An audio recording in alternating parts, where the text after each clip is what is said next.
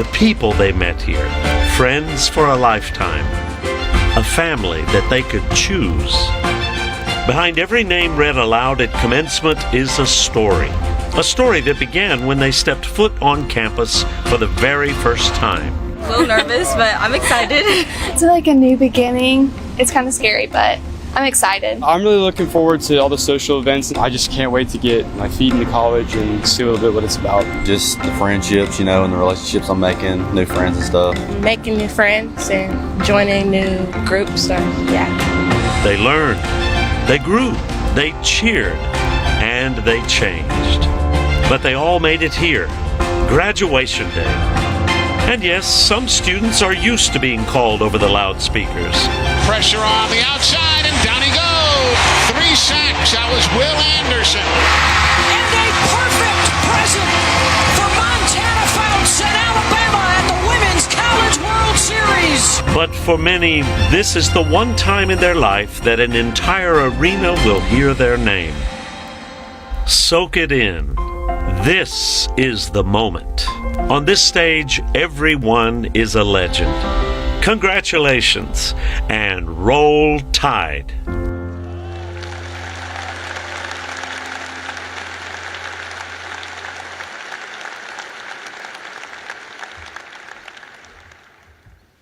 Good evening, everyone, and roll Tide.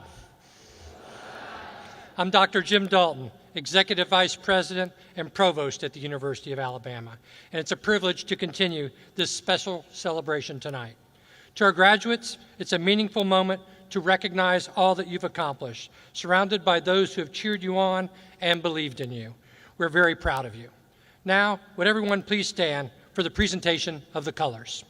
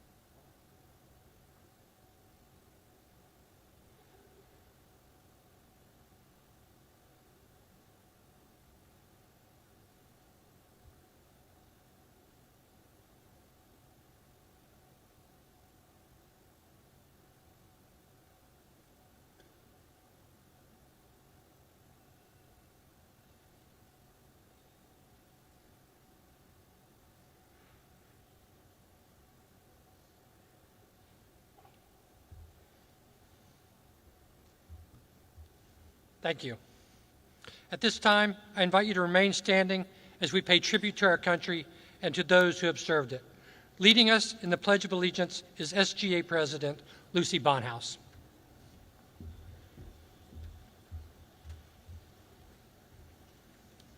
I pledge allegiance to the flag of the United States of America and to the republic for which it stands, one nation, under God, indivisible, with liberty and justice for all.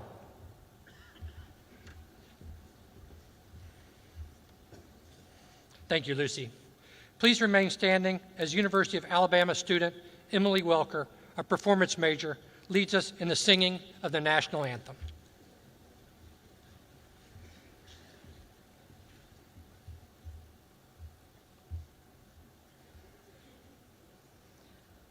Oh, say, can you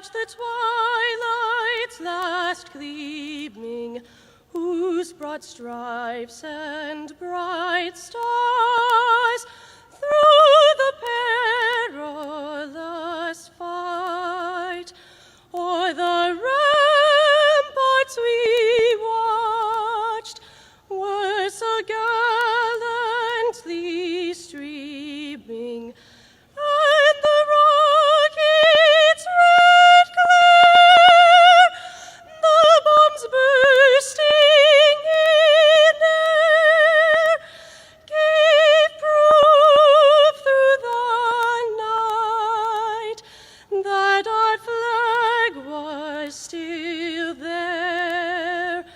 Oh, say does that star-spangled banner yet wave o'er the land of the free and the home of the brave?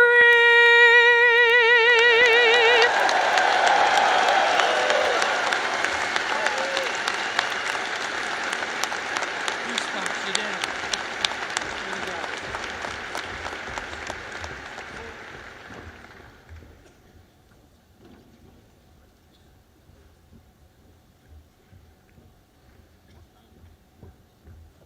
Thank you, Emily. You may be seated. Before we move forward, I'd like to take a moment to recognize a very special group in attendance. We are proud to have members of the armed forces as part of our UA community. Your commitment to duty and sacrifice for others embody the very values we hope all graduates carry with them as they leave this campus: courage, service, and leadership. If you are a veteran or currently serving in the military, graduate or guest, please stand so we may thank you for your service to our great country.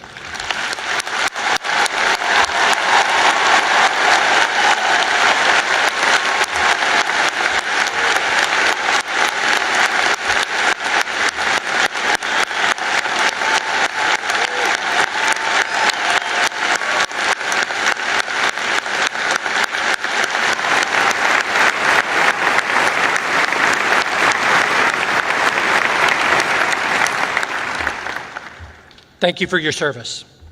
At this time, I'll invite Mr. Chad Tyndall, Chief Administrative Officer for the University of Alabama, to the podium. Mr. Tyndall.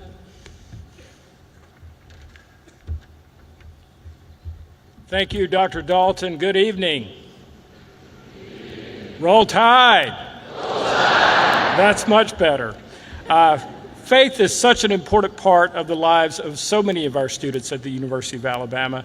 And whether that faith is Christian, Jewish, Muslim, or another, commencement is an especially great time to reflect on that faith, on our purpose and its meaning. I am pleased to welcome to the podium Dr. Wade Langer of UA Campus Ministries, who will offer tonight's invocation, reflecting on this moment in our futures.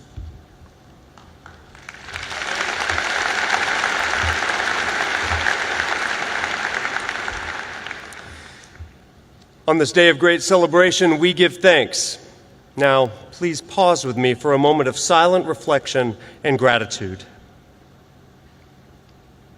Almighty God, giver of life, source of knowledge, compassion, and goodness, we are grateful for the ways you have blessed these graduates, for the friendships that have held them, for the instructors who have mentored them, and for the lessons that expanded and shaped them the most. During their time here at the capstone, we trust they have been prepared for their future and will rise to whatever challenges may await them. Through your gracious power on this day, pour out your love and wisdom upon them and bring the work started in these graduates to completion. Give them strength to pursue the dreams you've instilled in their hearts. Equip them with compassion, with integrity and fairness, humility and respect. Grant them courage to step boldly from the simplicity and security of college life into a world in need, a world that aches for their gifts, their passion, their vision, and their hopeful idealism. Offer them humility in success, patience in uncertainty, hope in doubt, and peace in times of unrest. And as they go, using all the gifts you've given them, send them forth from this campus to do all the good they can, by all the means they can, in all the ways they can, in all the places they can, at all the times they can, to all the people they can, as long as they ever can, to remind the world that the worst things in life don't have to be the last things, that there is always, always a reason to hope. So on this day, we entrust these graduates to you. They are no longer ours, but yours. Put them to what you will. Place them with whom you will. And in whatever they do, let them be employed by you to bring about a truly great tomorrow. In your name, amen.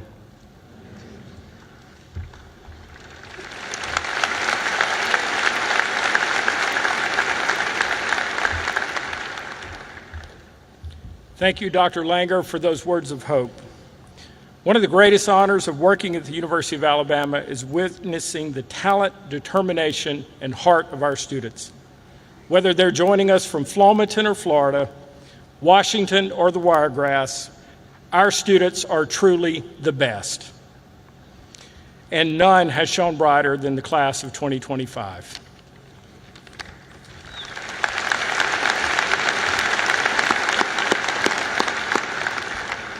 You have shown remarkable resilience, leadership, and pride in this university. You'll hear from a student who embodies all that and more tonight. It's my privilege to introduce the class of 2025 Student Government Association President Samad Gilani. Samad has been a strong voice for students and a reflection of what's possible when you lead with passion and purpose. Samad?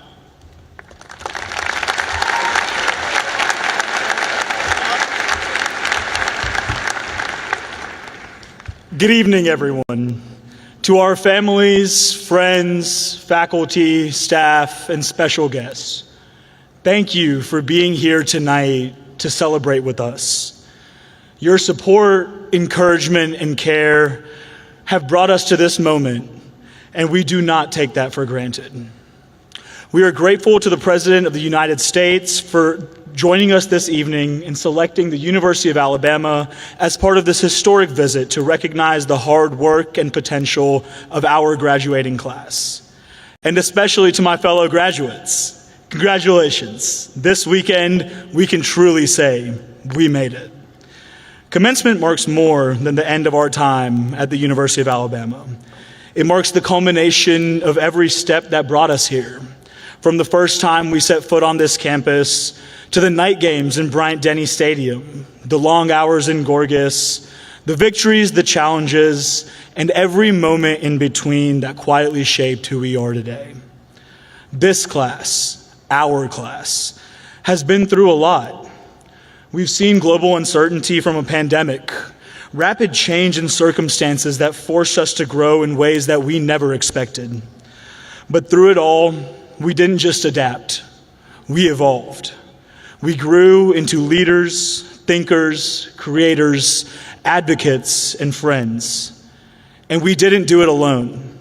As the 113th SGA president for the class of 2025, I've had the incredible privilege of watching your determination and resilience up close. I've watched students launch meaningful initiatives, advocate for their values, and extend a hand to help others rise. We each came to the University of Alabama from different walks of life, different hometowns, different stories, different dreams. The University of Alabama gave us the space to grow, to pursue our education, and to find community within our diversity. I've seen steady leadership, quiet support, and moments when we came together, not because we had to, but because we wanted to. I truly believe that this class represents what it means to lead with purpose. We've learned so much here, but maybe the most important thing is this. Leadership isn't about having the right title. It's about showing up. It's about listening. It's about being the kind of person who makes space for others to shine. And class of 2025, You have done that again and again and again. I also want to take a moment to recognize someone who has quietly shaped this experience for many of us, President Stuart Bell. Dr. Bell, your steady leadership, your humility, and your care for students have left a lasting mark on us all. Whether it be standing at this podium, visiting with students, or cheering us on from the sidelines, you have shown us what it looks like to lead with integrity. On behalf of all of us, thank you for believing in us, in our students, and for making UA a place where we have truly felt seen and supported. As we turn the page this weekend, we do so knowing that our story is still being written. And while it may feel like we're stepping into the unknown, I know we are more prepared than we realize from our time at the University of Alabama. We've learned to adapt, we've learned to lead, we've learned to care deeply and think critically. And now we take that into the world, not just to build our own futures, but to help shape a better future for others. And as proud graduates of this wonderful institution, it is also our duty to give back. Whether we stay in Alabama or take what we've learned elsewhere, we carry a responsibility to be good stewards of our education, to lift others, and to help ensure that the values we learned here ripple outwards. So, class of 2025, I challenge you. Wherever you go next, bring that fire, bring that curiosity, bring the pride that you feel tonight, and let it carry you through whatever comes next. Because this isn't just the end of something great, it's the beginning of something even greater. Congratulations, class of 2025. It's been an honor to walk this journey with you. Now, please turn your attention to the screens as we share a special senior tribute video honoring the class of 2025 and the friendships, memories, and milestones that have defined our time at the capstone. Now, if you don't mind, I'm gonna go sit with my classmates for this one, and you know I can't end without one last Roll Tide.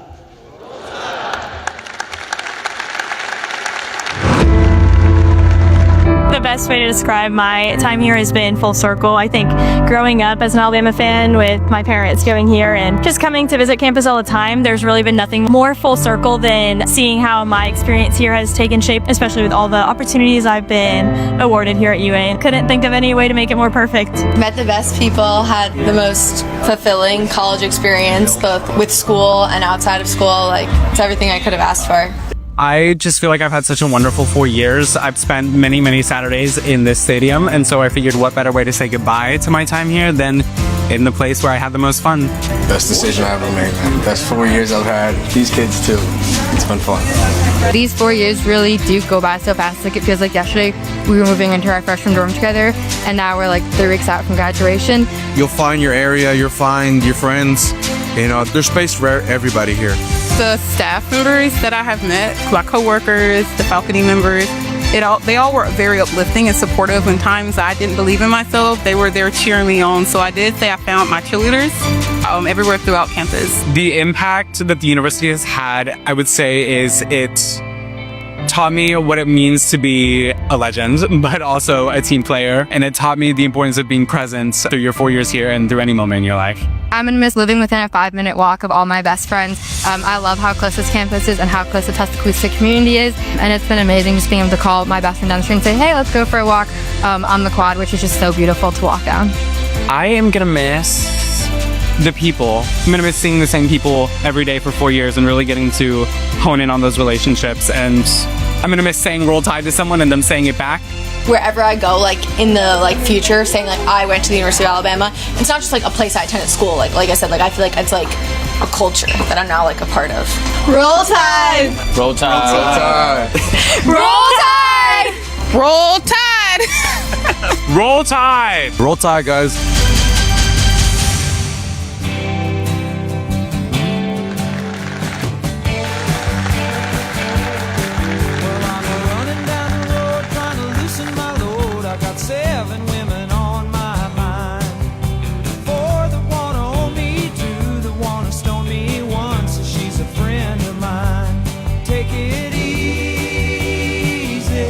Take it easy. let the sound of your own wheels drive you crazy. Lighten up while you still can. Don't even try to understand. Just find a place to make your stand and take it easy.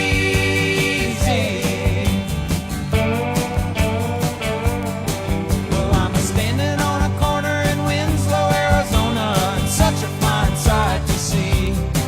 It's a girl, my lord, in a flatbed Ford, slowing down to take a look at me. Come on, baby, don't say maybe. I gotta know if your sweet love is gonna save me. We may lose and we may win, but we will never be here again. So open up, I'm climbing in. So take it easy.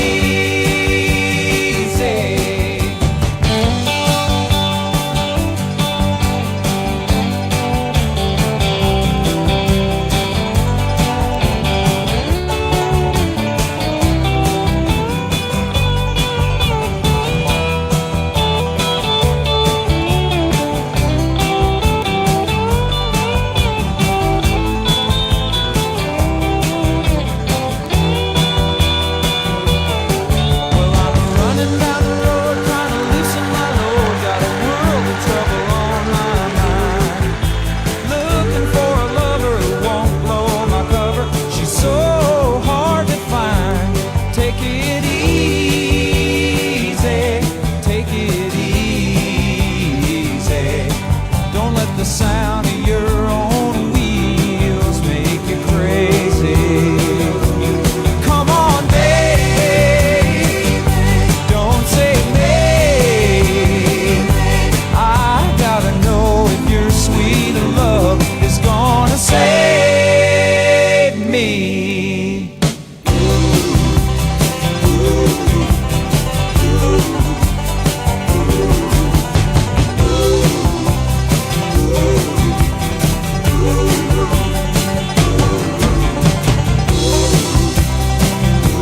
Oh, we got it easy.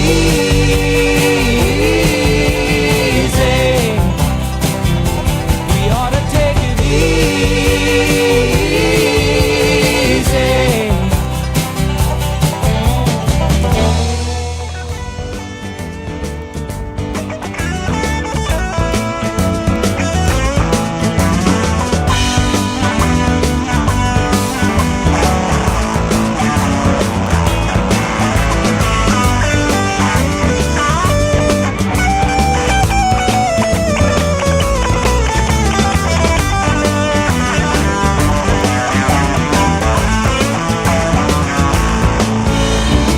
Your everlasting summer, you can see it fading fast. So you grab a piece of something that you think is gonna last. Well, you wouldn't even know a diamond if you held it in your hand. The things you think are precious, I can't understand. Are you reeling in the years, stowing away the time? Are you gathering up the tears? Have you had enough of mine? Are you reeling in the years, stowing away the time? Are you gathering up the tears? Have you had enough of mine? You've been telling me you're a genius since you were 17. In all the time I've known you, I still don't know what you mean. The weekend at the college didn't turn out like you planned. The things that pass for knowledge I can't understand. Are you reeling in the years, stowing away the time? Are you gathering up the tears? Have you had enough of mine? Are you reeling in the years, stowing away the time? Are you gathering up the tears? Have you had enough of mine?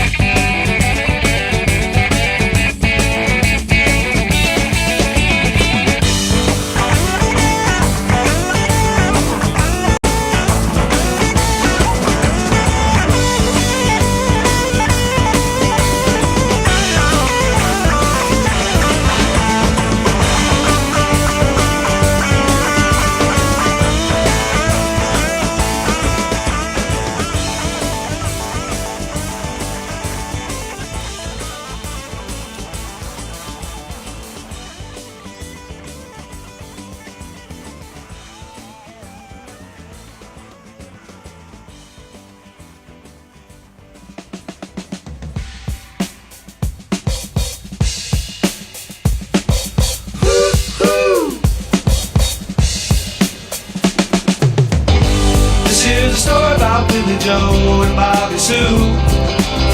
Two young lovers with nothing better to do than sit around the house, get high and watch a tube. And here's what happened when they decided to cut loose. They headed down to old El Paso. I swear they ran into a great big hassle. Billy Joe shot a man while robbing his castle. Bobby Sue took the money and run. Go on, take the money and run. Go on, take the money and run. Go on, take the money and run. Go on, take the money and run. Billy Mack is a detective down in Texas. You know he knows just exactly what the facts is. He ain't gonna let those two escape justice. He makes his living off of the people's taxes. Bobby Sue, whoa, whoa, she slipped away. Billy Joe caught up to her the very next day. They got the money, hey, you know they got away. They headed down south and they're still running today, singing, go on, take the money and run. Go on, take the money and run. Go on, take the money and run. Oh, Lord.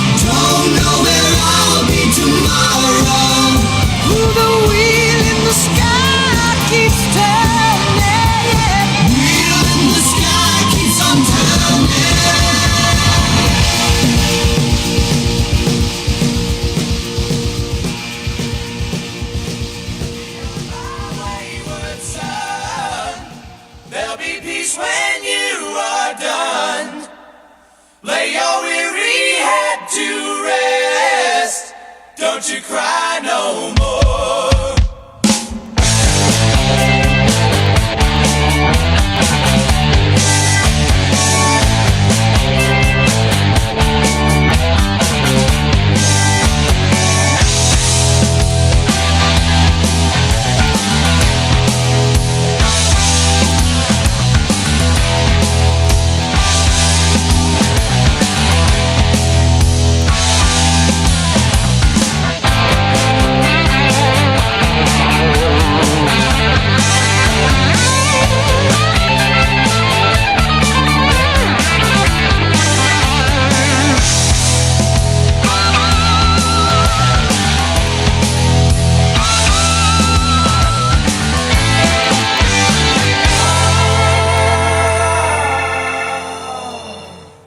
Once I rose above the noise and confusion, just to get a glimpse beyond this illusion.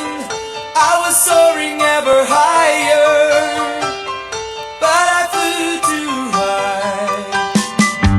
Though my eyes could see, I still was a blind man. Though my mind could think, I still was a madman. I hear the voices when I'm dreaming. I can hear them say, carry on my wayward son. There'll be peace when you are done. Lay your weary head to rest. Don't you cry no more.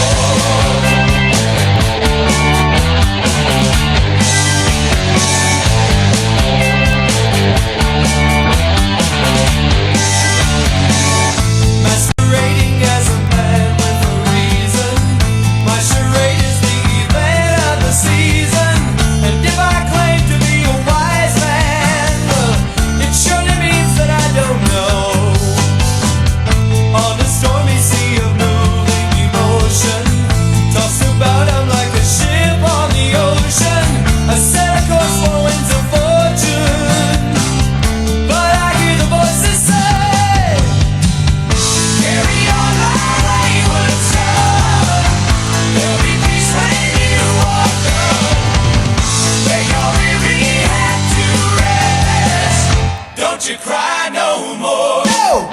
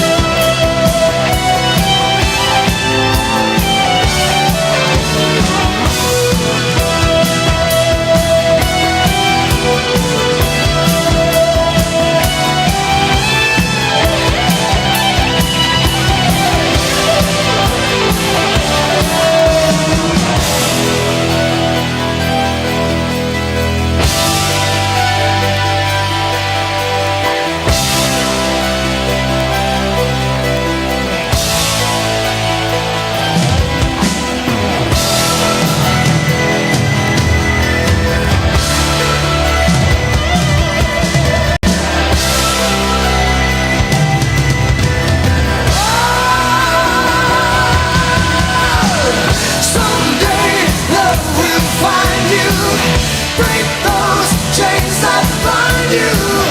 One night will remind you. If he ever hurts you, true love won't desert you. You know I still love you. Legend. That's a title reserved for a select few. It's not given, it's earned. Through hard work, grit, perseverance, the standard is excellence. For those who inspire us, shape our world, and make us think differently. Here, we walk in the footsteps of champions, joining a community that will take us further, faster.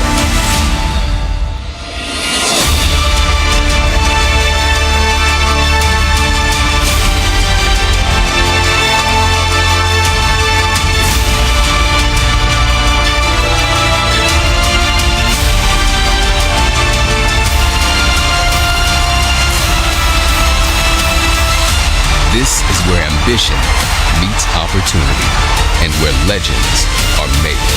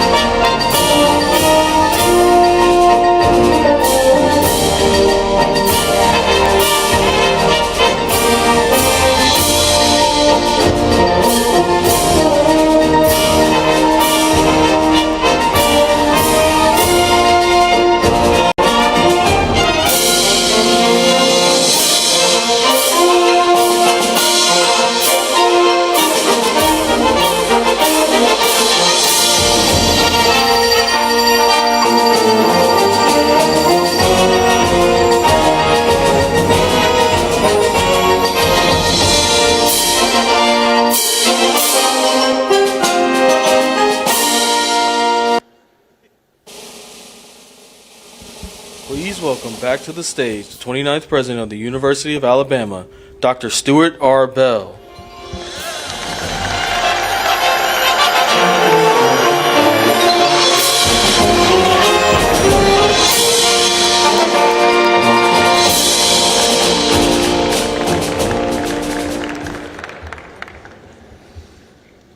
Welcome back. Well, graduates, your time at the University of Alabama is certainly part of something much larger than any one moment. You're part of a legacy that stretches back generations and forward into the future that only you are going to be able to define. And tonight, let's just say it's not over yet. Let's make some more memories. Some very special guests are about to take the stage, an individual who has left a lasting mark on this university and whose presence tonight truly makes this celebration unprecedented. But before they join us, I do want to take a final moment to say something from the heart, and that is thank you. Thank you for choosing Alabama. Thank you for your work, your energy, the late nights. Graduates, were there any late nights? Roll Tide.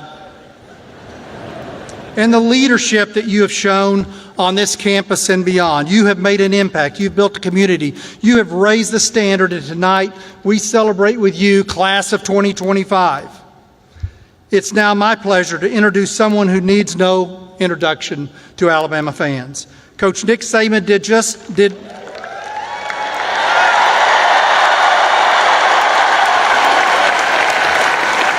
Coach Nick Saban didn't just win championships, he built a culture of excellence that set a standard in college football and taught us all the power of teamwork, self-discipline, and unwavering focus on the process of getting better every day. He challenged our student athletes to be champions, not just on the field, but in the classroom and in life. Please show your appreciation for the legendary former coach of the Crimson Tide and one of the greatest coaches in history, Nick Saban.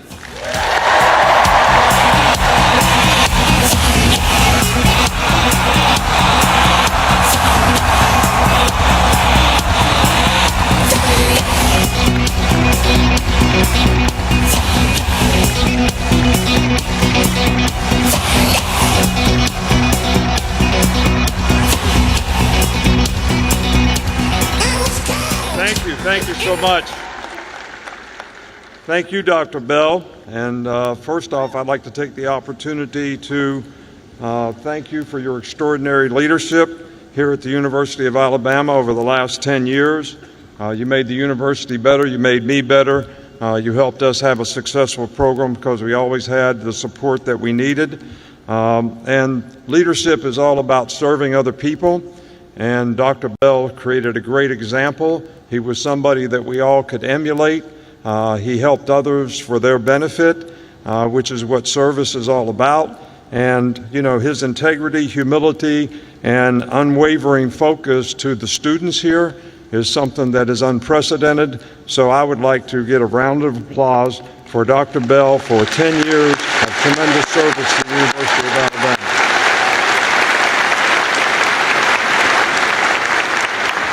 You know, it's certainly an honor for me to be here and participate in this historic event, to be able to introduce President Trump, to address the graduates, you know, here today. So it's a special moment for me, but I got to be honest with you. You know, I feel like I'm the warm-up band for the Rolling Stones. And the first song they're going to play is Start Me Up.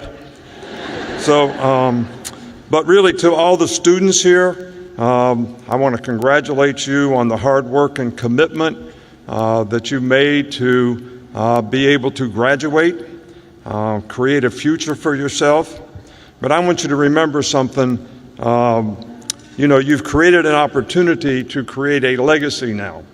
And if you remember back in 2009 when we won our first national championship here, we had a celebration in the stadium, and I said, this is not the end, this is the beginning. And the reason I made that statement is I wanted our players and the people in the program and our supporters at the university to realize that we wanted to create a legacy of success. Well, that's what you have the opportunity to do now. You know, you're going to face new challenges. This is going to be a new beginning for you. New challenges, new horizons, new opportunities, new obstacles to overcome. And I'm sure the University of Alabama has provided a lot of resources for you to be ready to do that, and our faculty here has helped you prepare for what you need to do to have a successful legacy, you know, in the future.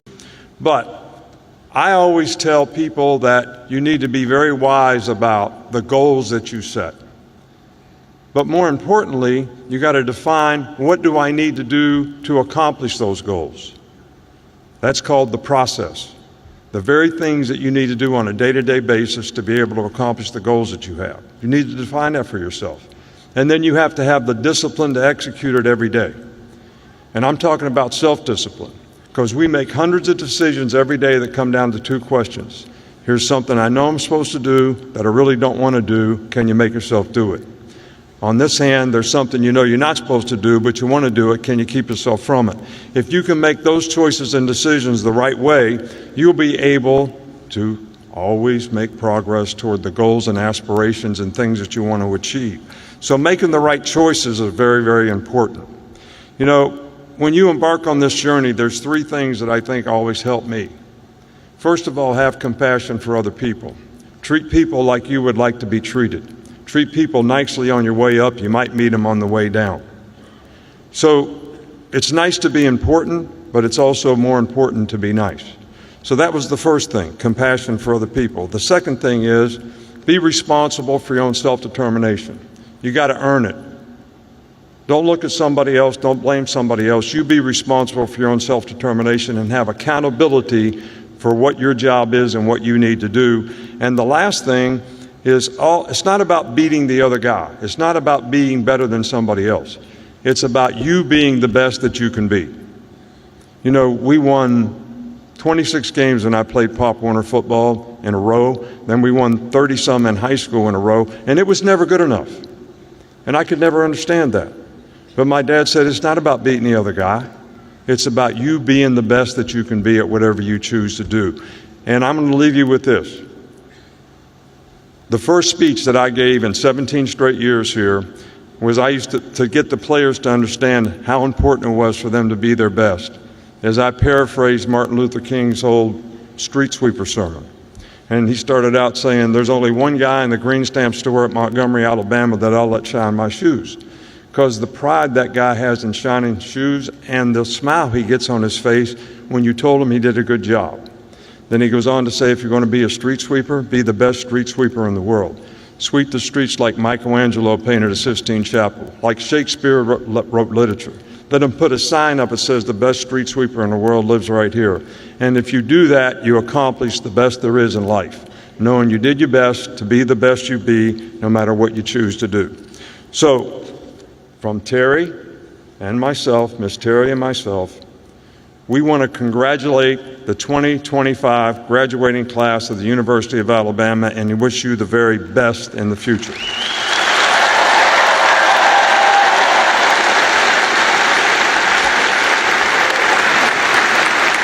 And before I introduce President Trump, I have to tell you a story. You know, you all know that we win a national championship, we get to go to the White House, and it's a great experience for our players and each and every year. When we won in 2017, President Trump was there in 2018, very gracious host, and he's the first president that invited us to come in the Oval Office. So I take the three captains in the Oval Office, and the president's really nice to everybody, and he's got this very big, good-looking, auspicious box on his desk that has a red button on top. And one of the players said, is that what you launch the missiles with? And he said, well, push it and find out. Player said, no, I don't want to do that. He said, oh, go ahead, push it, see what happens, find out. So Rashawn Evans finally got the guts up, went over, pushed the red button. Some lady came in with a Coke on a tray. So I really want to express my appreciation to President Trump for choosing the University of Alabama for his commencement address and making time to speak to our graduates. Now it is my distinct honor to introduce our next speaker. Please join me in welcoming the 45th and 47th President of the United States, Donald J. Trump.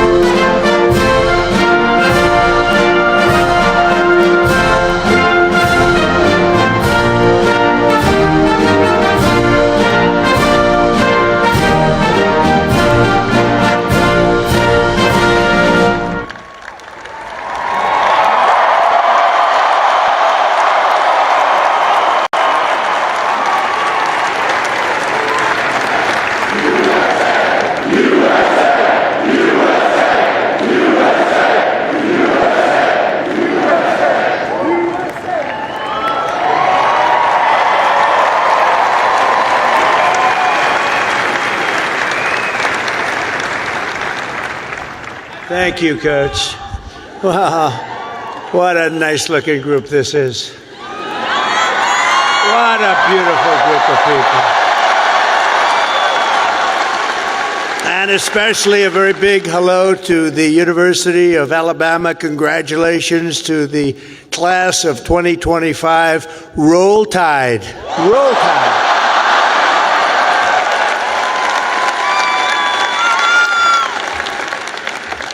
There are things that happen in life that are very important, and you always remember where you were when they happened. As a student at Alabama, you'll always remember where you were when your head coach, Nick Saban, retired. Remember that? Because he's done such a fantastic job. The last time I was here, and that's true with Nick, what a great coach. Let's bring him back. No, you have a good coach right now, though. You have a good coach right now. He was great. But the last time I was here, the Crimson Tide beat the Georgia Bulldogs 41 to 34. I was here. I got to watch it. That was some game. Today it's my pleasure to return to this campus as the first president ever to deliver the keynote commencement address to this truly great American university. It's a great school. And there's nowhere I'd rather be than right here in Tuscaloosa, Alabama, Titletown, USA. That's what it's become. And I love this place. Maybe it's because I won Alabama by 45 points. Could that be the reason? 45? You know, the way they say, the polls have closed in Alabama. Trump has won Alabama immediately. It was very quick. It was very, very quick and nasty. That's what we like. They put all 7 of your commencement ceremonies, I don't know if you know this, but they put them all together first time ever, so I better do well, or I'm in big trouble. But I want to thank President Bell for his 10 years of distinguished service, highly respected gentleman, but 10 years of service to this great university, overseeing the education of 100,000 proud Alabama graduates. That's something to have on your record. I also want to thank Alabama Governor Kay Ivey, who's here with us, and she's a fantastic. Where is she? Where is she? She's around here someplace. She's here. I just took a picture. I said, you're doing a great job, along with the very wonderful man, a friend of mine, Senator Tommy Tuberville. Where's Tommy? Tommy's great. When he wanted to run for the Senate, I said, well, you beat Alabama 6 times in a row. How can you run for the Senate? He said, well, I just look at him and I say, well, I was responsible for them getting Nick Saban. I said, that's a good reason. And he won. Very easily he won. But I'll never forget that. Thanks also to a wonderful person, Representative Lisa McLean, a great person, great, highly respected. Gary Palmer, Robert Adderholt, Dale Strong, Ronnie Jackson, Ralph Norman, along with Lieutenant Governor Will Ainsworth, Alabama Attorney General Steve Marshall, Alabama Secretary of State Wes Allen, great people, Alabama Senate President Pro Tem Garland Gudger, Chancellor Sid Trant, and members of the University of Alabama Board of Trustees. But most importantly, and they would agree with this, let's give a big round of applause to your incredible parents, grandparents, and family members.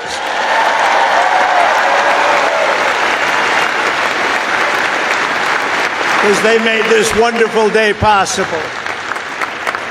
Oh, you're great. Without them, it doesn't happen. Without them, you probably aren't here, and you wouldn't have that big, beautiful smile on your faces.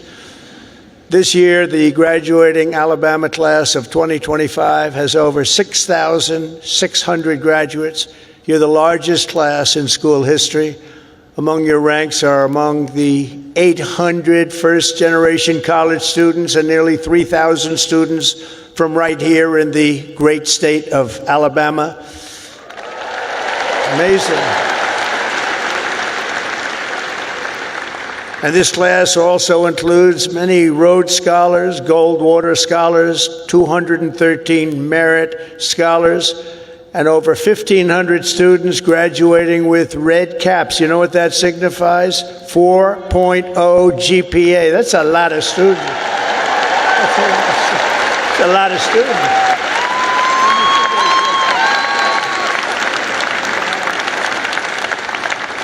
That's pretty good. I know who I'd pick. I'd look for a red cap. I say, I want you to work for the beautiful Trump administration, this lovely administration. In addition, the class of 2025 has nearly 130 active duty service members, veterans, and members of the University of Alabama, ROTC. Thank you very much. Thank you. Everywhere you look, you can see the fierce spirit of this school, but nowhere more clearly than in your world-class athletics. There's nothing like it. Probably there's no school like it. That's why I would like to recognize the 11 graduating seniors on the University of Alabama football team. Where may they be? Where are they? You just have to look, and they're about a foot taller than everybody else. Oh, great. Thank you very much. Congratulations. Great season. Thank you. Thank you. Great season. There is something truly special about the players, coaches, and the fans who pack the stands at Bryant-Denny Stadium and proudly sing Dixieland Delight. We like that.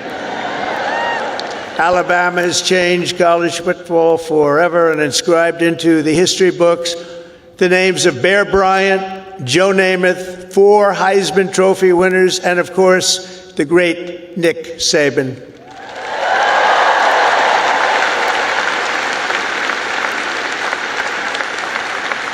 This place is truly where legends are made. It really is. It's a special place.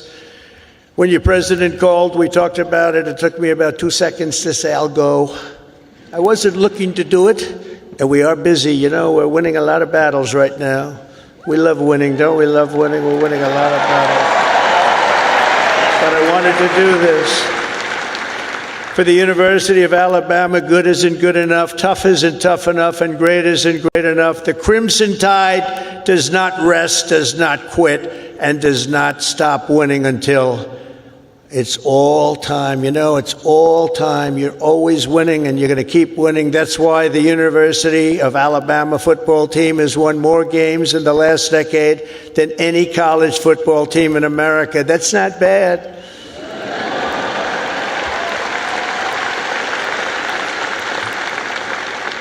And it's why last fall you beat Auburn for the 5th year in a row. That's not bad.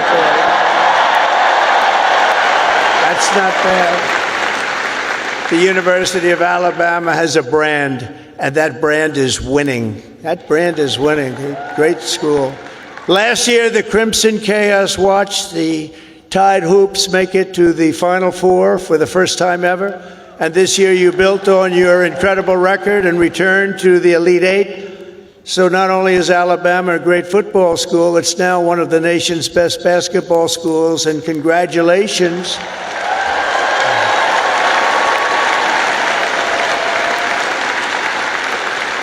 And I love sports, and I think I should have come here.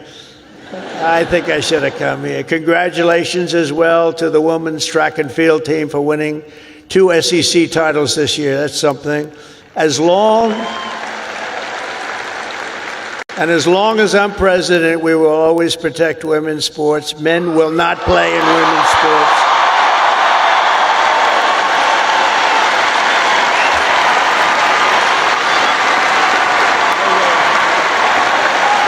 No way.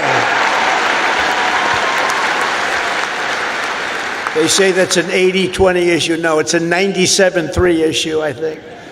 No, men will not be playing in women's sports. I said that, and I classified it with a very powerful executive order. As you know, it's done. The class of 2025 was the first to enter the halls of this university in the aftermath of COVID-19. Following a difficult senior year of high school, many of you came here to Tuscaloosa from around the country, and for the very first time, you experienced something called freedom. You had freedom. So let's give a big round of applause to the leaders of this state who chose liberty over lockdowns. They did a good job.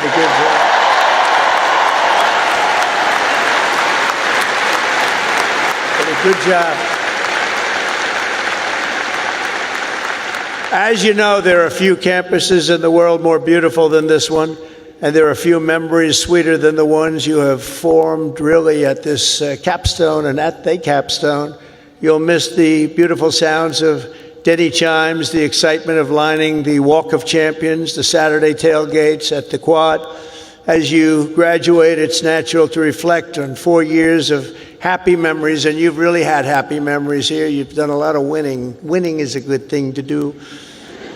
But today I'm also asking you to look forward to really something very, very bright and more promising, and it's going to be an even more promising tomorrow, I promise you that. You're the first graduating class of the golden age of America. We're in the golden age. You watch. This is the golden age.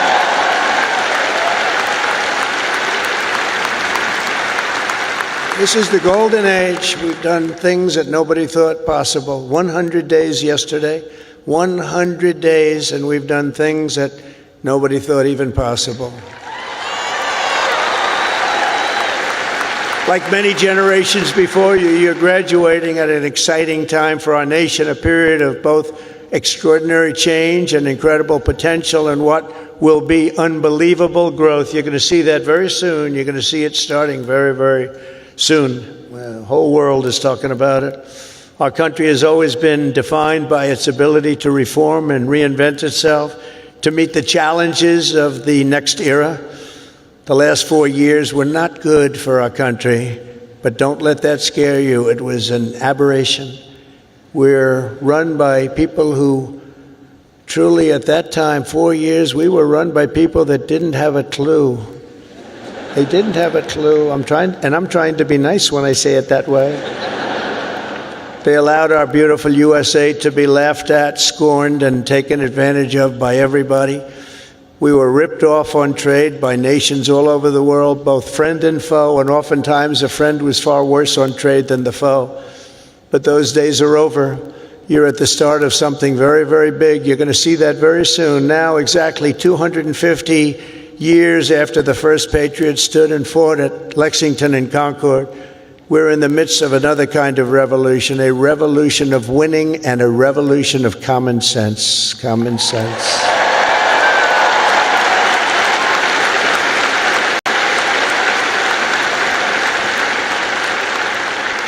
Everywhere you look, broken systems, corrupt institutions, and tired dogmas are being swept away by the tide of history. Ancient wisdom is being rediscovered, and the best and strongest traits of America are coming back for all to see, bigger, better, and greater than ever. Coming back, and they're coming back fast. The spirit of our age is one of boldness, vigor, ambition, and adventure. And it's exciting to be you and young. Oh, I'd pay you a lot of money to have your age. You have a great future. The people have rejected the voices of a failed establishment. You saw that in the election. We've turned the page on endless wars, crippling debt, open borders, ruinous inflation, and the lack of respect for our country and for its leaders. But we're turning that all around, and we're turning it around very fast. We will very quickly make America great again.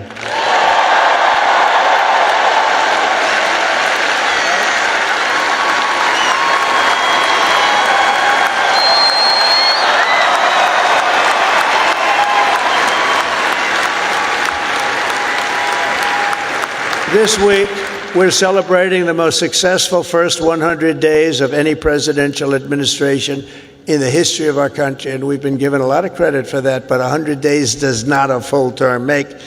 But we're going to do even better as we move along. In a matter of weeks, we've achieved the lowest number of illegal border crossings ever recorded.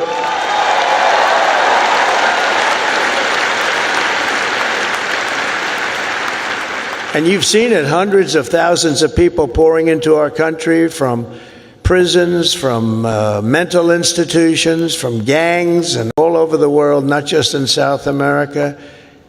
You'd see hundreds of thousands of people pour across in one day. You know what we had just recently? Three.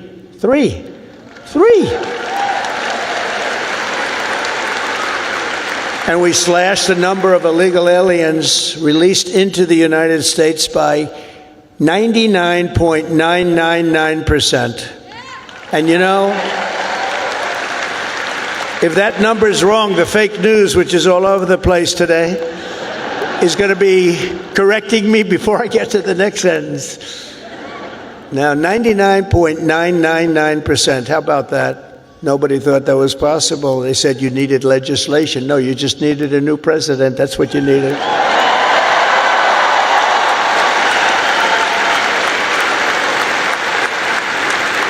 But despite the tremendous success, as you've been reading, the courts are trying to stop me from doing the job that I was elected to do. We won by millions of votes. We won all 7 swing states, 7 out of 7. We won 312 electoral college votes. They said, 270 would be great. We won 312 and 2,750 counties versus 525 counties throughout the nation. That's why when you look at a map, it's all red. It's all red. Every inch of it is red, a little couple of blue dots. But they have to let us do the job that the voters want us to do. Judges are interfering, supposedly based on due process, but how can you give due process to people who came into our country illegally? They want to give them due process. I don't know. We've created 350,000 new jobs and brought core inflation down to its lowest level in many, many years. Energy is down. Look at your cost of energy, way down. Groceries are down. Even eggs are down. Remember I came in? Remember I was here a week and they started screaming at me, the fake news. Egg prices have doubled. I said, they just got here. I've been here for 4 days. I said, tell me about egg prices. They've doubled. Well, they didn't double under me. I just got there. And we did a great job. We brought down the cost of eggs. In fact, they said you won't have eggs for Easter. They wanted to we have a big Easter egg hunt at the White House. You saw it just take place. And they thought we should order thousands of plastic eggs. Plastic. I said, no, we'll do it. And we straightened out the egg situation very quickly. Our great Secretary of Agriculture did a fantastic job. And we had so many eggs, we didn't know what the hell to do with them.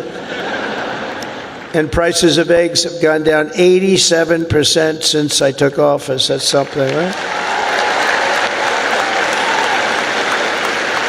But the price of food has gone down, and mortgage rates are down, and gasoline prices just hit $1.88 a gallon in 3 states. Can you believe it? It was at $3.50. It was at $4. We're drilling. Oh, we're drilling. You know, drill, baby, drill, right? We drill, baby, drill. We do that. We got it down. We have it going good. And, you know, when energy drops that much, you don't have much inflation. It's hard to have inflation.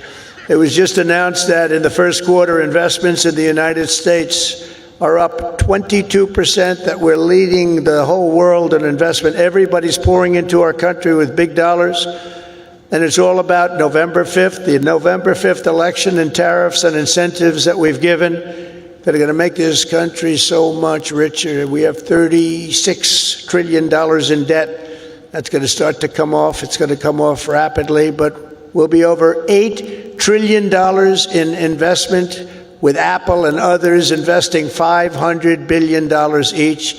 We've never had a period of time in 2 months, because we're here for 3 months, a little bit more, but give me a break for the first month. You know, had to get a little acclimated. Had to see where the enemy lies, because they're already looking to impeach Trump. You know, these crazy people. Let's impeach him. For what? We don't know exactly, but we'll try it. These people are crazy. So we had to, get our bearings for the first couple of weeks. So in 2 months, we had over $8 trillion, think of it, committed. Nobody's ever seen anything like it. There's never been anything like it in any country at any time, and it's all because they want to avoid the tariffs. We want to get here fast. And I said, a number of times, tariff is the most beautiful word in the world. And I got absolutely decimated by the fake news. They said, what about love? What about your wife? What about your parents? What about religion and God? So I said, all right, it's the 5th nicest word I've ever seen. And since I've done that, I've been in good shape. Nobody's bothered me. They've been very nice. So it's the fifth most beautiful word I've ever heard. But it's making us very rich, and you'll be seeing the results pretty soon, sooner than most people think, because that's what other countries have been doing to us, just so you understand. They were tariffing the hell out of us. We couldn't sell cars in Europe. We couldn't sell cars in China. We couldn't sell cars in Japan or anywhere else. We couldn't do anything. And all we're doing is we're doing it to them, but we're doing it much better. And the U.S. military is suddenly seeing its best recruiting numbers ever. We've never had numbers like that.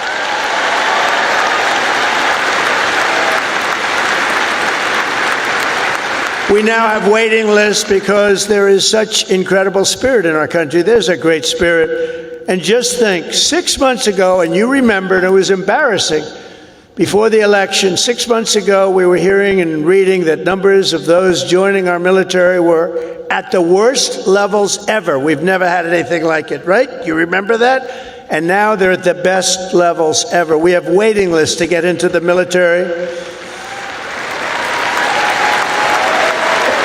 We couldn't fill the positions, and that included in our police forces, our fire departments. We love our fire departments also. We can never forget our fire departments.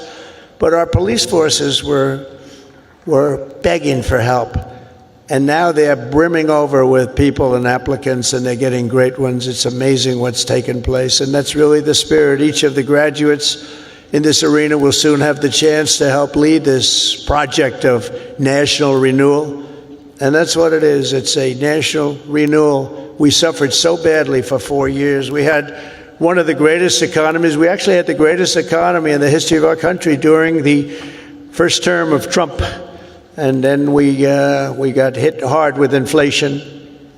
During the Biden economy, it was horrible. We were hit so hard. The worst probably ever. They say 48 years. We'll accept that. But I would say ever. You'll embrace this moment, and you'll step forward with strength and grit, faith and patriotism to put America on a new trajectory for your children.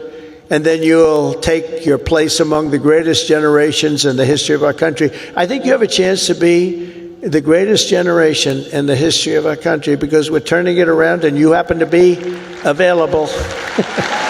You're available.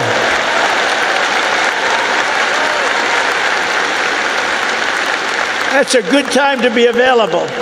There are some times when it's not so good to be available, but this is a great time. I'm absolutely confident that the Alabama class of 2025 is up to the task. Are you up to the task?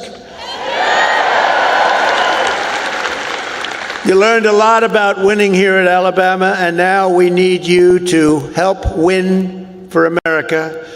For the business majors here today, I challenge you not merely to use your talents for financial speculation, but to apply your great skills that you've learned and had to forging the steel and pouring the concrete of new American factories, plants, shipyards, and even cities which are going up all over our country. Don't just build a strong portfolio, build a very, very strong America, and you're going to do that.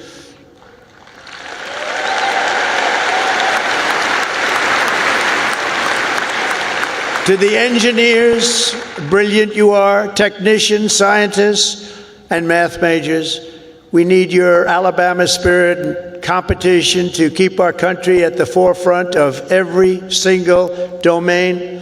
America should have the world's tallest buildings, design the fastest airplanes, build the greatest cars, do everything the absolute best, better than any other nation in the world, and you can do it. And we will soon land American astronauts on Mars. That will happen. That will happen.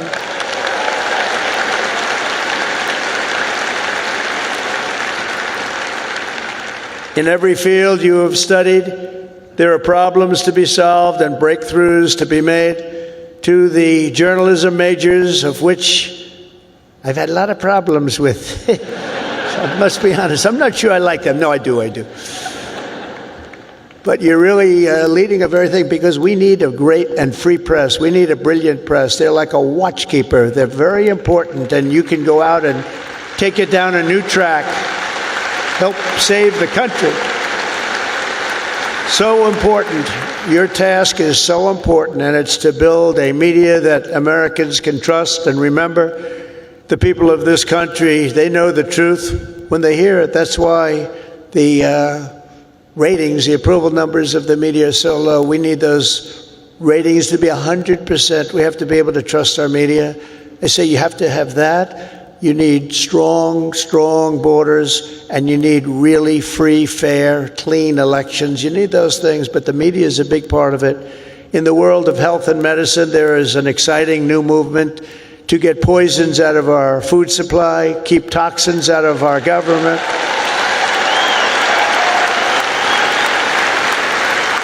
Clean out our environment and make America healthy again. And I think Bobby's going to do a great job, don't you? I think so. I think he's the guy we needed. And in government, it is the task of your generation to replace bureaucracy, graft, and waste with a new system that defends American freedom. These are big tasks before you, but the reward for your hard work will be the United States of America is stronger, prouder, better, and more unified than ever, ever, ever before. It's going to be.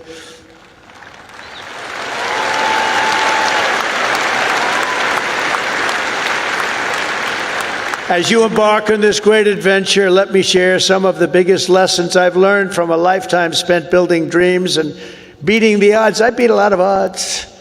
A lot of odds. A lot of people said, I don't know. But it worked out okay. Where are we? Oh, gee, I'm president. How did that happen? Now, you're going to be in the same position. But some of the would you like to hear some of the ideas, or should I just skip over that part, huh? That's going to be more interesting than all the other stuff, which was slightly political, right? I'm going to give it to you, though, just as I see it and as I've learned it, the hard way and the easy way. First, if you're here today and think that you're too young to do something great, let me tell you that you are wrong. You're not too young. You can have great success at a very young age. You're all very young. In America, with drive and ambition, young people can do anything. I was 28 when I took my first big gamble to develop a hotel in Midtown Manhattan, the Grand Hyatt, and it worked out incredibly well. But I was very young at the time. I was like a very young person in sort of an old person business. Steve Jobs was 21 when he founded Apple. Walt Disney was 21 when he founded Disney. James Madison, James Monroe, Alexander Hamilton, Thomas Jefferson. They were no older than 25 when they began the journeys that etched their names into the history books for all time. So to everyone here today, don't waste your youth. Go out and fight right from the beginning, from the day you leave this incredible university. Go out and fight tough, fight fair, but go out and fight. You're going to be very successful, because now is the time to work harder than you have ever worked before. Push yourself further than you have ever pushed yourself before. Find your limits and then smash through everything. Go and smash through. You've watched that football team smash through. You're going to do the same thing. You're at the age when you have the time and vitality to do really incredible things. If you just give it your all. You'll look back, and a decade from now, you'll be astounded by what you've achieved. You'll remember this day. You'll remember when the guy named Trump was giving the commencement address, and he said I could do it, and guess what? I did. I think you're going to remember that very fondly. I hope so.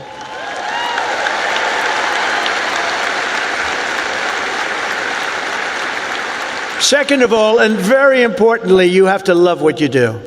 Okay? You have to. I rarely see somebody that's successful that doesn't love what he or she does. That's way you really like work isn't work. It's fun.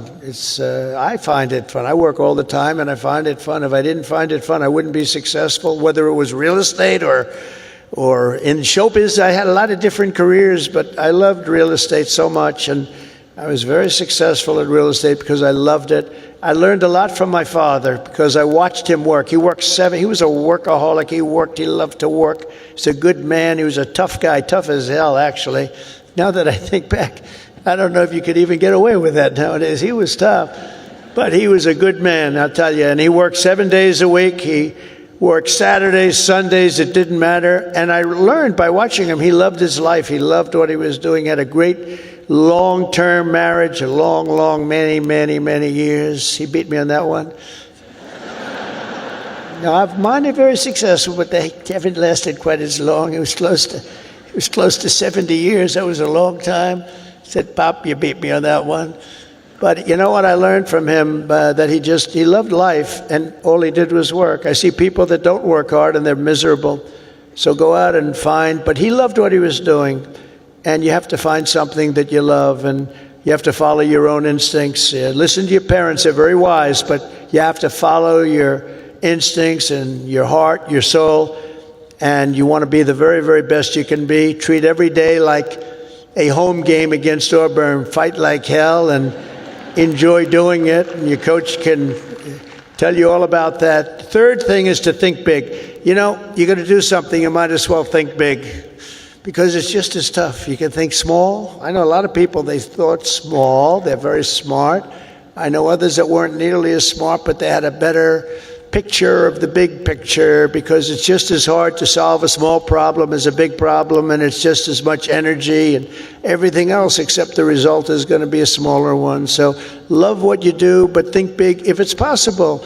Now, if it's not possible, that's okay too. You do something, you have to do something that you love. You will have all the same headaches and challenges, all the same delays and setbacks, so you might as well do something that's just amazing.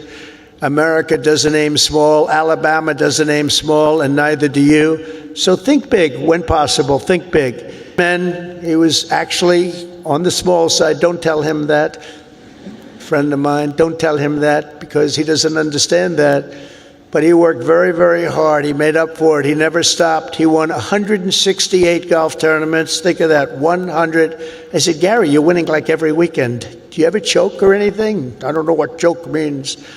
And he made a statement years ago that I read, and I thought it was sort of an incredible statement. He said, it's funny, the harder I work, the luckier I get, right? Think of that. The harder I work, the luckier I get. So you really have to work hard, and you're going to be successful because you have the talent. To get into this school is not easy. To get through it is even more difficult. You have a lot of talent. Fifth is don't lose your momentum. You just want to keep it going, and you have to know if you are losing it, you have to know when you're losing it, so maybe you stop, and maybe it's time to stop. Listen to the feedback, think through your plan very carefully, and keep moving fast. The word momentum is very important. I mean, I'll just tell you a little story about a great real estate developer named William Levitt. He built Levittown. Some of you might live in a Levittown. He was the biggest developer in the whole country in the 1940s and so. And he built these jobs. He started with one house, then 2 houses, then 20 houses, then thousands and thousands of houses. And a company, Gulf and Western, came along and they said, we're going to make you an offer to buy your company. And they offered him a lot of money, more money than he ever thought he could make. And he retired, lost his momentum. He retired. And he led a beautiful life. He had a wife, I must tell you, it was his second wife. It was a trophy wife, what can I say? I don't like telling you everything, but we're all friends, right? Can we talk? We're all friends. He had a trophy wife. And he lived a different life. He moved to the south of France, but he it was a life of tremendous luxury. He had so many millions of dollars. He was given a fortune for the company. And 10 years went by, and then 15 years went by, and he got a call from this big conglomerate, Gulf and Western, and they said, we're not doing well with the purchase, because he used to pick up every nail, every piece of sawdust, every piece of wood, every chip, everything, and he'd sell it. He'd make a couple of bucks. Everything was perfect. They can't do that. You know, these big companies, they don't do that. You see it a lot when an entrepreneur sells to a big company and then he ends up buying the company back for peanuts later on. Happens a lot. But he was the best at what he did. But 15 years went by and he was so excited, and they sold him back his company. And he started, and he was going to tear apart the world because he got bored with a life of luxury. And he started building and building and building. And the markets turned on him. And he went bad, he lost everything, and he went bankrupt, absolutely bankrupt. And it was a sad story to read. It was such an amazing story because he was so rich, but he paid them, and he bought it for the right price, bought it low, but he went wild. But he lost his momentum. He wasn't good at it anymore. And he was at a party on Fifth Avenue, I'll never forget. And it was a party of a very, very powerful man who was having the party in a magnificent apartment overlooking the park. And I walked in, and there were 50 or so people. I recognized most of them, all the biggest business people in the world, actually. Very glamorous. I was doing well. I was young, and I was doing well. And I was invited to parties like that. And I looked in the corner, and there was Mr. William Levitt sitting all by himself on a chair, looking very glum. Nobody was talking to him, because you'll find that when you're not successful, you lose a lot of friends. It's not a good situation. But there was nobody talking to him, but I wanted to talk to him because I was in the real estate business and he was, and most of these people were in different businesses. And I went over and talked to him, and I said, "How are you, Mr. Levitt?" He goes, "Donald?" He knew who I was. "Not well. I'm not well." I said, "So can you come back?" He said, "No, son, I lost my momentum. I shouldn't have done it. I lost my momentum." And I never forgot that expression. He lost his momentum. If he would have kept going, instead of selling and relaxing and going into a different life, he probably would have been 3 times bigger than he was, but he lost his momentum. And you have to know when it's your time. I mean, there'll be a time when you do lose. You see it with fighters. You see it with a lot of people. They have a great record and they retire, and then 4 years later they say, "I'm going back. I can beat that guy," and they get knocked to hell. And it's not good. It's not good. So he lost his momentum. You have to know when your momentum time is up. I call it momentum time. But follow your momentum. It's a very important word. You don't hear it from too many, but I've seen it. I've seen it a lot. Number 6, if you want to change the world, you have to have the courage to be an outsider. In other words, you have to take certain risks and do things a little bit differently. Otherwise, if that weren't the case, everybody would be successful. It doesn't work that way. Progress never comes from those satisfied with the failures of a broken system. It comes from those who want to fix the broken system. And you'll make the bigger money, you'll make the more success by acting that way. The other way may be more secure, but if you want to go to the top, you're just never going to do it unless you break the system. Change is never easy, and the closer you get to success, the more ferociously those with a vested interest in the past will resist you. They want to resist. So I just say, trust me on that, because I know you really do. You have to break the system a little bit and follow your own instincts. But if your vision is right, nothing will hold you down. Nothing. You have to have the right vision. If you look at some of these internet people, I know so many of them. Elon is so terrific, but I know now all of them, they all hated me in my first term, and now they're kissing my ass, Do you know? It's true. All of them. It's true.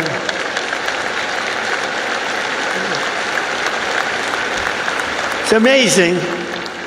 It's nicer this way. Now, in the first, they didn't know what happened because I won an election that, there was never a businessman that won a presidential election.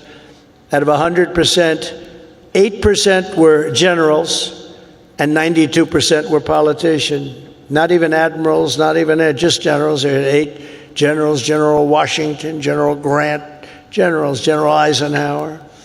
But 8% were generals and 92% were politicians. And when I ran, everyone said, "Well, he can't win. He's a businessman. That's not going to work." And, but you have a natural instinct for things. I guess I had a natural instinct. I said to somebody, "Was I a better businessman or a politician?" And they said, "Well, there are a lot of guys that made a lot of money, but there's only one guy that became president that was a businessman, so I guess you're a better politician." But I don't think of myself as a politician. I think of myself as a businessman, and I'm proud of that. And I've applied business instinct, and that's why I think you're seeing us doing so well.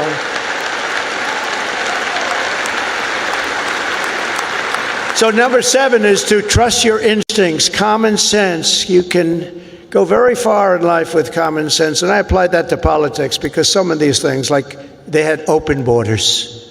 let everybody in the whole world flow into our country. That's not common sense. They had transgender for everybody. We ended that, if you noticed, okay? But they had transgender for everybody. They said, I said, this is not working. This is not going to work. As I said before, so simple. Men playing in women's sports. Did you ever see some of the records? Did you ever see some of these boxing matches? We have to protect. These women are great athletes, but we have to protect. If you looked at the Olympics where they had transitioned people going into the boxing, where the women had boxing, and they had a great champion, a female boxer. I mean, after one punch, she walked back to the corner and said, I can't get hit like that. I've never been hit like that before.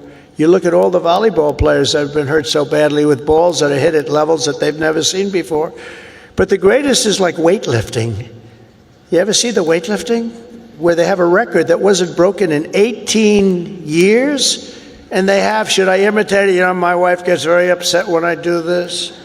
She said, darling, it's not presidential. I said, yeah, but people like it. Should I do it or not? All right, I'm in trouble when I get home, but that's okay. What the hell? I've been in lots of trouble before. But no, you look at the weightlifting where 18 years it stands, and they have this young woman, and her parents are right where you are in the front row, and they're so proud of her, and it's like 209 pounds, and she's going to lift that. The record stood for 18, think of it, 18 years, and they put an eighth of an ounce here, and an eighth of an ounce here, little bit, and she's going to do it. Mom, I love you. I'm going to do it for you, Mom. And she goes, and she lifts, and she gets it. And, Mom, I'm going to do it, Mom. Can't do it. And then a guy comes along, or a gal, or whatever. A transitioned person comes along. And he was a failed weightlifter as a man, but he comes along, 206 pounds. They put the little thing on, and he goes, boom, boom. And breaks the record like by 119 pounds. That's not right. The other one is the swimming. You've heard me talk about it. Great swimmers, and they rose to the top. Women swimmers, and they grew up together. And they're Olympic class swimmers, and they're qualifying for some big tournament. And now the race is getting ready to start, the big race, and one young lady, she was going to set the record. She fought all her life to set the record. She has to win it by one ninth of a second. Think of that, 1/9. I don't like those odds, 1/9 of a second, right? But she looks to the left and she sees all the friends that she grew up with down in California, from all over the country. They're all the best swimmers. Then she looks to the right and she sees the same thing, but there's a person next to her who's a giant. And she looks and she, oh my God, who is that? I don't recognize that person. That was a person that transitioned, and he had the wingspan of Wilt the Stilt Chamberlain, if anybody knows Wilt. And as you know what happened, she was very, very badly injured in that meet because he went by her so fast that she was windburned. They had to take her out. She got serious windburn. He flew back and forth, and she didn't know what, but she got the hell knocked out of her. Knowing that, I'm only kidding. She wasn't windburned. She was just beaten by a lot. Or the race, did you see the race where they had the best female runners, and they had a guy who was a decent runner, a long-distance race, and he won by 5 hours and 19 seconds. Normally you win by like 12 seconds, 2 seconds, a quarter of a second. He won by 5 hours and 19 seconds. It's crazy. And honestly, it's demeaning for women, very demeaning. These are great athletes. It's very demeaning, and we're going to protect women. We're going to protect women. We're going to protect everybody.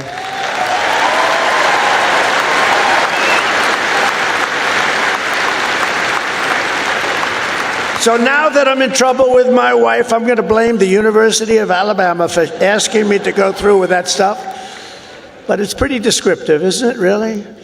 It helps when you know that borders are not racist, speech is not violence, America is good, terrorists are bad, men can never become women, police are not criminals, and criminals are not victims. Eighth, everybody should believe. Thank you. Thank you very much.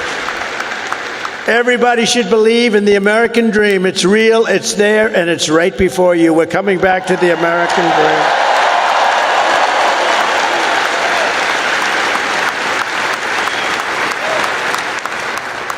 dream. Ninth, think of yourself as a winner. The power of positive thinking. Dr. Norman Vincent Peale, from many years ago, wrote a book, The Power of Positive Thinking, and there is a lot to it, the power of positive thinking. Don't consider yourself a victim. Consider yourself a winner. In recent years, too many of our young people have really been taught to think of themselves as victims and blame people and be angry. Don't be angry. But in America, we reject that idea that anyone is born a victim. Our heroes are the ones who take charge of their own destiny, make their own luck, and determine their own fate despite the odds, despite all odds. That's what happens. They're given a little chance in many cases, very little chance of success, and they become the most successful people in the world. Whether you were born rich or poor, black or white, male or female in America, anyone can be a winner, and our whole country will be cheering you on, and I'll be at the front of the line cheering you on, especially because you come from this incredible university.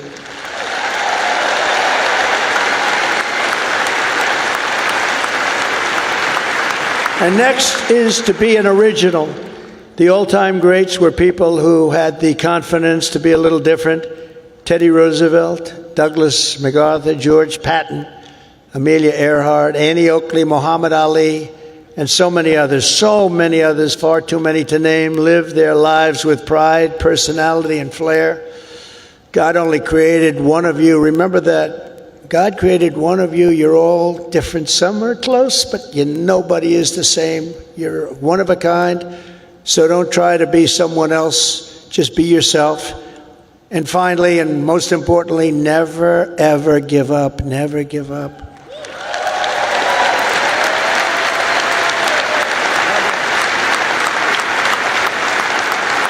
Never give up. And I've learned anything in life, and it's so true. One of the most important things you can learn, if you just went a little bit longer, if you just held out a little bit longer, you would have been successful. Well, the stories of that are legend. But I've learned that perseverance is everything. So whatever happens, no matter where you are in life, stay optimistic and just keep pushing forward. Just don't stop. Never, ever give up. Victory is right around the corner. I've watched Coach Saban win games that really were virtually over. You've seen it. You've been in the stands. He won a couple of games. I said, Coach, you got lucky as hell. He said, I didn't get lucky. I'm a talented guy. You know, those little touchdowns that come out of nothing. He's amazing. But he's a guy that doesn't quit and doesn't know what the word quit even means. He couldn't define it. He took victory out of the jaws of defeat, and you can do that too at every stage in my career.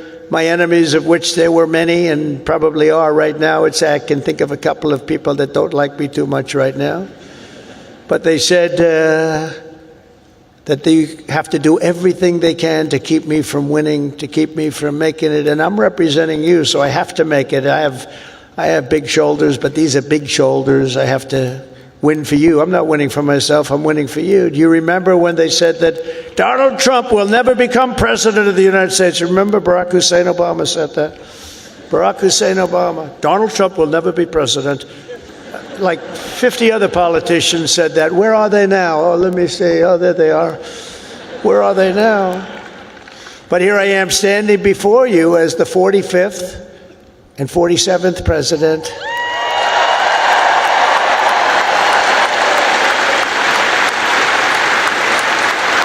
You heard that a lot. But against all odds, I did great in 2016. 2016, how great was that? And then I did much better in 2020. Sorry, the election was rigged. But it was a rigged election. And then in 2024, I made it too big to rig. I said, we got to do this again. We got to do this again. And we made it too big to rig. We made it. That was a great expression. I said, you got to go and vote. Even though I was leading big in the polls, I said, it doesn't matter. You got to make it too big to rig. And they did. They went out and they voted and voted and voted. And we won the whole thing. And it was so good. And it's such a great mandate for our country. That's the important thing. So never let anyone tell you that something is impossible. Ever, ever, ever. In America, the impossible is what we all do best.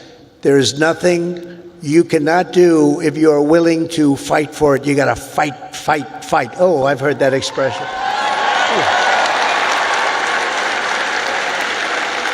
Funny. That's not here. That's not here on the actually, most of what I've said tonight is not on the teleprompter. That's all right. Isn't it nice to have a president that doesn't need a teleprompter and can sort of have a little fun? Because I feel that this is home. You know, it's been such a great state for me. I feel it's home. When they said Alabama, I said, that has a good ring to me. But it's something nice about somebody that doesn't need a teleprompter, isn't it? Huh? But for the past 4 years, you've lived in a state known for its fighters, its champions, and its warriors, and you've lived in the great state of Alabama, one of the greatest of them all, from Huntsville to Birmingham, from Montgomery to Mobile, and from right here in Tuscaloosa.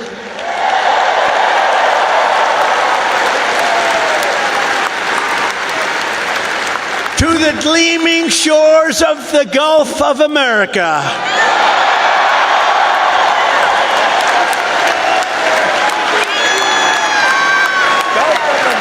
That's a nice thing. Everybody loves it. I wouldn't say Mexico's thrilled, but you can't have them all. They're not thrilled. You continue the legacy of Alabama legends who blazed the trails, won the games, tilled the fields, forged the steels, built the ships, and gave us the victories that built America and changed the world. The entire world was changed by our victories. This is the state that gave us the might of the Iron City, the power of the Saturn V rocket, and the roaring engines of Talladega. Talladega. We love Talladega. We love Talladega. This is the state that gave us nothing but victory, the state of some of the greatest heroes in history, like Willie Mays, Jesse Owens, Joe Louis, your coach, Nick Saban, Hank Williams, and many others. Some of you will leave here today and travel the world, but you will always know that this state this is really sweet home Alabama, right? It's always going to be your place. I sort of feel that way myself, because from a political standpoint, it's just been, we connected from day one. From the first day I set my foot on this beautiful soil, I connected with Alabama. And here in Alabama, we believe that the men and women who built this country are heroes, and that America's destiny is to be the single greatest nation on the face of the earth. And we're bringing it back at a speed that nobody thought was possible. We believe in freedom and family, God and country. We cherish our Constitution. We revere our Bible. And we salute our great American flag.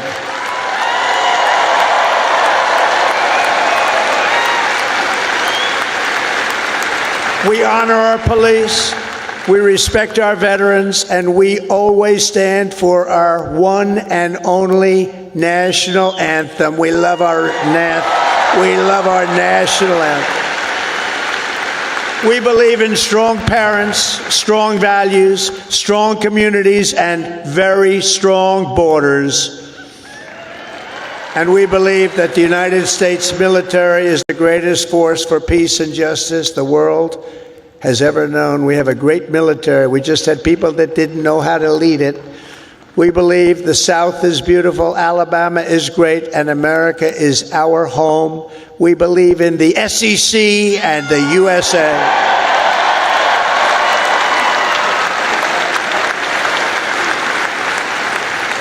Graduates of the Alabama class of 2025 standing here before you in this magnificent arena, it is clear to see the next chapter of the American story will not be written by the Harvard Crimson. It will be written by you, the Crimson Tide. True. That's true. That's true.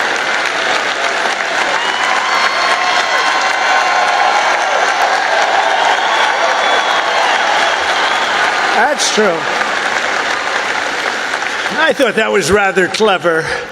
If you look at what's going on, they get their $5 billion a year. That is not going to be so forthcoming. Now, wasn't that a clever one, though? Huh? Who would think of that? Because this is Alabama, and at Alabama, you fight, and you win. That's what you know how to do. Congratulations to you all. Congratulations to this great class of champions. God bless you, and God bless America. Thank you all very much. Thank you.